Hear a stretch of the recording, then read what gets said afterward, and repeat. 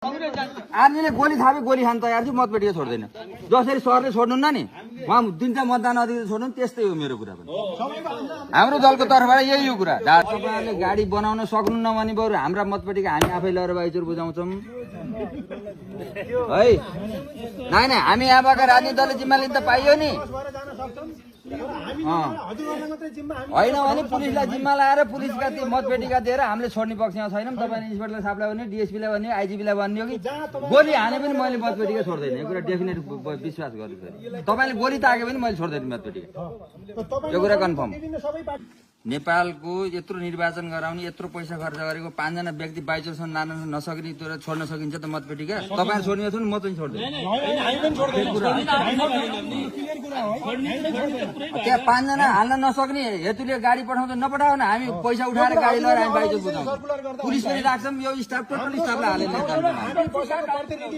बाइचुर पुर्याउँछौँ हामी होइन भोट हालेर तपाईहरु जिम्मा छोडी छोड्छौँ हामीले यार हामीलाई पनि कडा निर्देशन छ नि कहाँ छोडिन्छ त्यसरी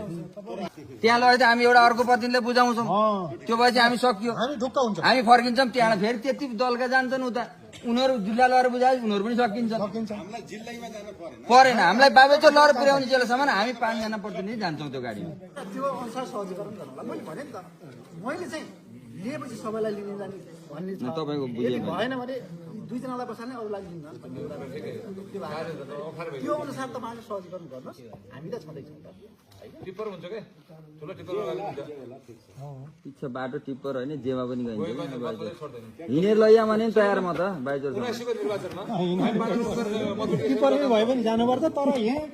सम्पूर्ण यहाँ जति ह्यान्ड ओभर नगर्ने बेलासम्म छोडिन्न त्यति हो